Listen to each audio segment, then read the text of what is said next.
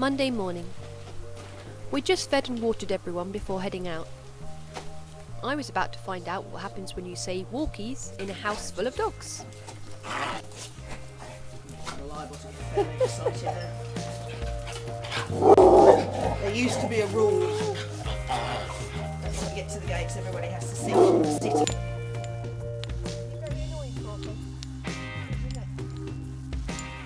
We took them out across the hills. The dogs got their exercise and I got some amazing views and history about the area.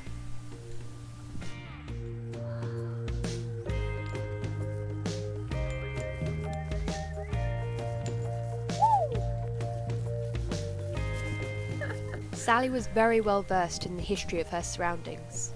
In whatever direction she pointed in, there was some fascinating fact or story that she could share with me. Hill next over to it, which actually it looks quite a long way away from it. It's called Barboy.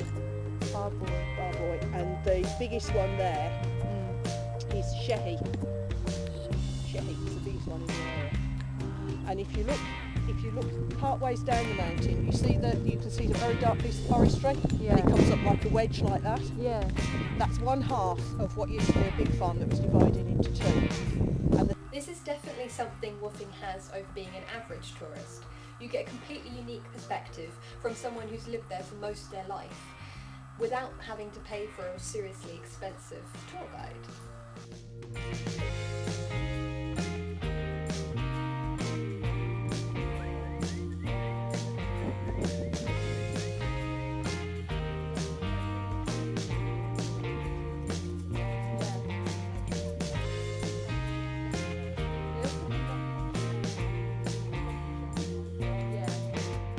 But before we knew it, it was time to get back to work. And that day, work meant cleaning out the chickens.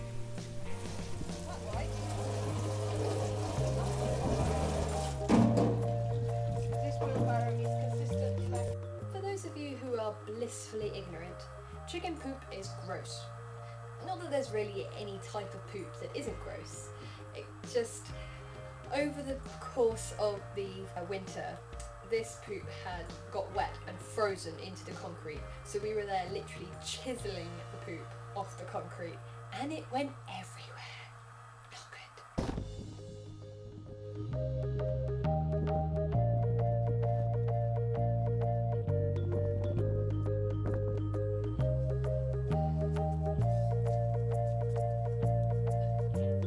good. Some of the tasks Sally and I tackled together. Others I was left to work at my own pace, while Sally completed other tasks. But even when I was left by myself, I was never really on my own, as I'd developed a ginger shadow. Ginsy, you're my wheelbarrow. I'm putting sticks there, honey. You can't be on my wheelbarrow. Go on then. Yes, I know. Oh, shush, shush, shush. Sally's farm was a strange mix of total tranquil peace and quiet. And then at the drop of a hat, total madness.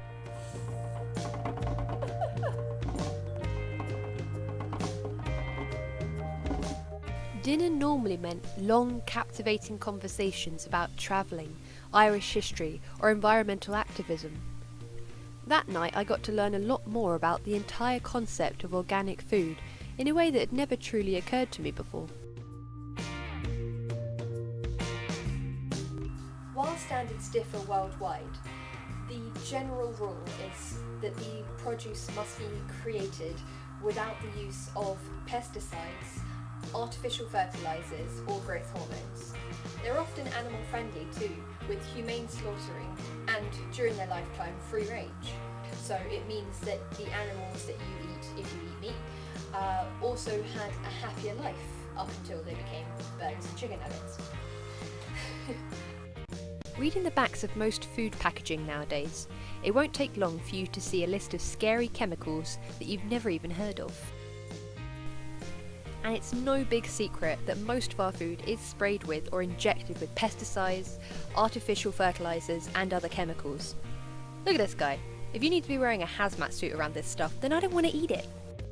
With regular food, most of the time, pesticides are used to keep things like aphids and other insects and stuff from destroying the crops. So chemicals are used to kill the insects. Now, these chemicals are essentially poison. They are put there to kill the living things without damaging the plants. However, growing things soak up the water, including the chemicals. So all of these chemicals go into your food, which then go into you. So the chemicals go onto the crops, the land, and into the animals. And those chemicals stay in our food and in our bodies. So you are eating all these added chemicals, hormones, all this stuff that's going into you that wasn't supposed to be in you. You know, you have your own hormones, you have your own chemicals inside you, and then you're adding a whole bunch of other ones that didn't need to be there.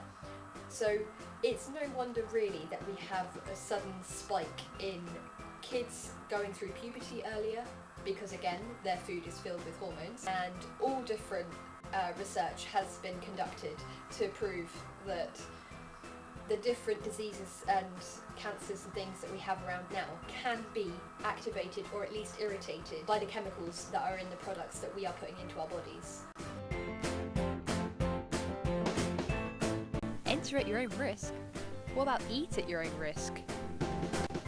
Before woofing and before meeting Sally and my other woof hosts, the only thing I really knew about organic food was that it was more expensive than regular food. It wasn't until after our many conversations over the importance of organic farming that I actually realised there was this whole section of life that I'd completely overlooked. I didn't even know anything about it.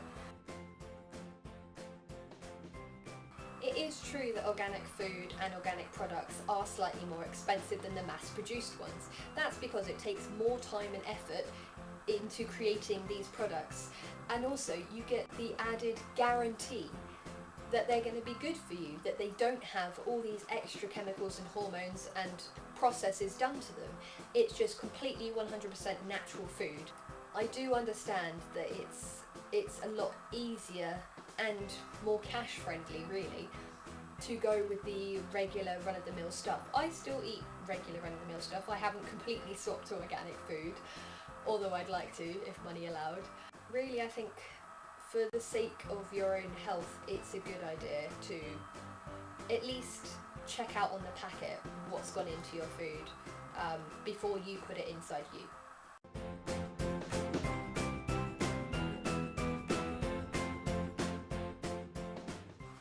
If you're interested in learning a bit more about organic food and produce, I'm going to link a bunch of different websites that you can go and have a look at on my blog. So go and have a look at the Penniless Writer's Guide to the World blog, where you'll find those links and a whole bunch more information. So that's it from me. See you in the world. Bye.